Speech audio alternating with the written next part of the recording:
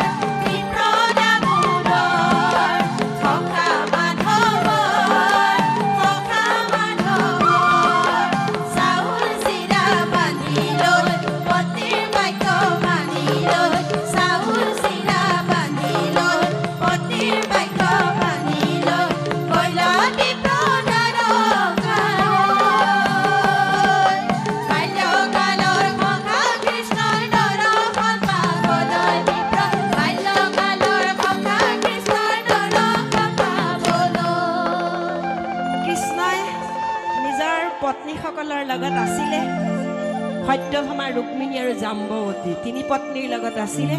আৰু যেতিয়া সেই বিপ্ৰ দামোদৰ অহা বুলি গম পালে সেই সকলো পত্নীক এৰি থৈ আকুলিত মনে বিপ্ৰ দামোদৰক লৈ আহিলে চৰণ ধুৱাইছে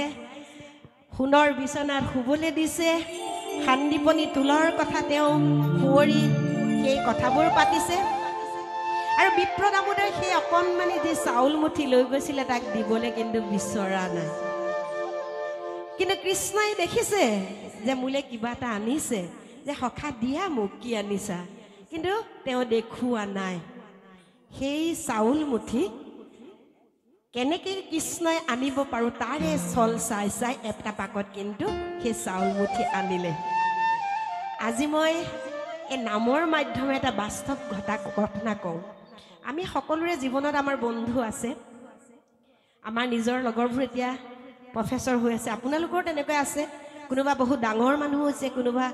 একেবাৰে সৰু হৈ আছে আমাৰ এজন খুৰা আছিল তেওঁ ট্ৰেন্সপৰ্টত চাকৰি কৰে গুৱাহাটীত আছিলে তেওঁ সেই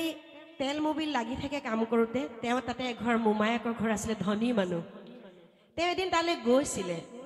যাওঁতে গৈছে আৰু দুপৰীয়া যে মই মামা ঘৰতে কিবা এটা খাই আহিম তেল মোবিল লগাই থকা চাৰ্টটো বা লেতেৰা যি আধ্যভন্তৰ ফেমিলিত যেতিয়া সোমালেগে সেই তেওঁ ঘৰত আলহী আছিলে তেওঁলোকৰ মোমায়েক মামীয়েকে তেওঁক চিনি নাপাওঁ বুলি ক'লে তেওঁ দুখ মনেৰে গুচি আহিলে তেওঁ মনত ভাবি থাকিলে যে মোৰ এই পোছাকযোৰৰ কাৰণে সেই আলহীৰ আগত মোক চিনাকিটো মামা মামীয়ে নিদিলে এঘৰ ধনী মানুহ গুৱাহাটীত আধ্যভন্ত ফেমিলি আৰু এদিন তেওঁ খুব চুটবুট কৰি একদম সুন্দৰ সাজ পোছাকত গৈ সেই পৰিয়ালটোৱে কাৰোবাক এয়া মোৰ ভাগিন ট্ৰেন্সপৰ্টত চাকৰি কৰে বুলি চিনাকি কৰি দিলে আৰু দিলে তেওঁক লৈ গৈ ধুনীয়াকৈ ডাইনিং টেবুলত ভাত খাবলৈ দিলে খুৰাই কি কৰিলে জানে এই যত যি দাইল ভাজি যি আছিলে সানিলে সানি চাৰ্টটোত সানিছে মানুহে ভাবিব মানসিক ৰোগী নেকি কিন্তু নহয় কিয় ক'লে জানেনে তেওঁ এইটো কৈছে আজি মই তোৰ কাৰণেহে এখন ডাইনিং টেবুল পালোঁ বা মই চিনাকিটো পালোঁ ইভাগেতো মোক সিদিনা চিনিয়ে নাপালে মোৰ মামা মামীয়ে গতিকে তয়ে খা সাজযোৰতে তেওঁ দাইল ভাজি যত আছে সানি দিছে কেলে কৰিছো এনেকৈ মোকতো সিদিনা তোমালোকে চিনিয়ে নাপালা আজি মই সুন্দৰ সাজ পিন্ধি আহিছোঁ কাৰণে মই ধনী ভদ্ৰ মানুহ হৈ গ'লো নেকি এয়াই বৰ্তমান আমাৰ সমাজত হৈ থকা নাই জানো দাদা গৰিসাগৰ নহয় জানো আপুনি হয় নহয় হয় নেকি আমাৰ গৰিসাগৰ চাউণ্ডৰ ভাইটিজনে সেই দাদাজনৰ কথা ক'লে চিনি পাব এতিয়া তেখেত ঢুকাইছে গতিকে সেয়া হ'ল আমাৰ বৰ্তমান সময়ৰ সম্পৰ্ক কিন্তু কৃষ্ণ আৰু বিপ্ৰ দামোদৰক কি দেখুৱাই থৈ গ'ল ফটা বস্ত্ৰ পিন্ধি গৈছে হয়নে এতিয়া ফটা বস্ত্ৰ পিন্ধাৰ পাছত কি কৰিছে কিন্তু কৃষ্ণই কি কৰিছে আদৰি আনি ভিতৰলৈ লৈ গৈছে সকলোৰে জীৱনত এনেকুৱা অভিজ্ঞতা আছে আমাতকৈ উচ্চ সকলৰ লগত যাওঁতে আমি কিন্তু অকণমান ভয় কৰোঁ কি কৰিব লাগিব নালাগিব আৰু তেতিয়া কৃষ্ণই সেই চাউল মুঠি দেখি আনিলে খালে এটা তাৰ পাছত কি হ'ল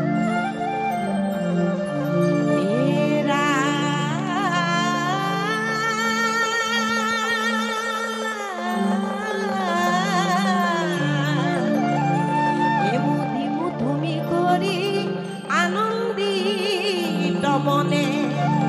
খাইলন্ত দ্বাৰকাপতি ও আনমুঠি বব খাইবন্ত খোজোতে ও ধৰিলে লক্ষ্মীয়ে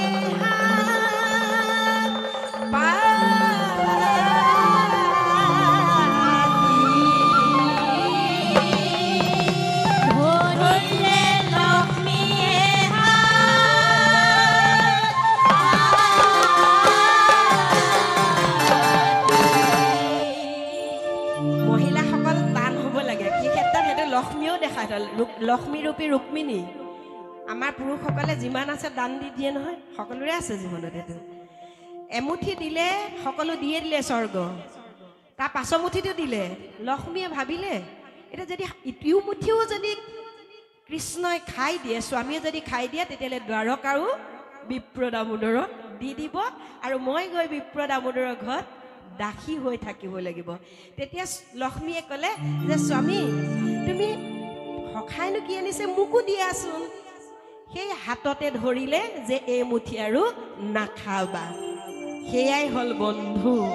সঁচা মনেৰে আন্তৰিকতাৰে বন্ধুত্বৰ যি সম্পৰ্ক এৰা কিনো ভাগ্য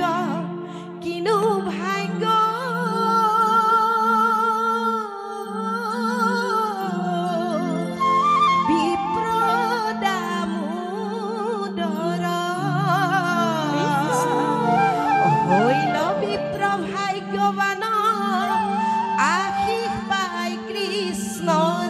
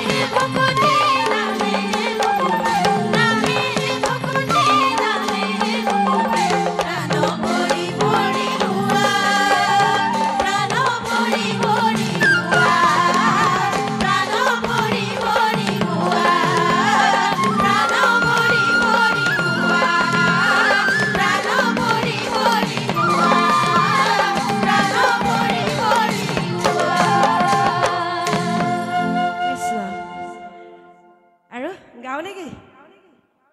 মধুময়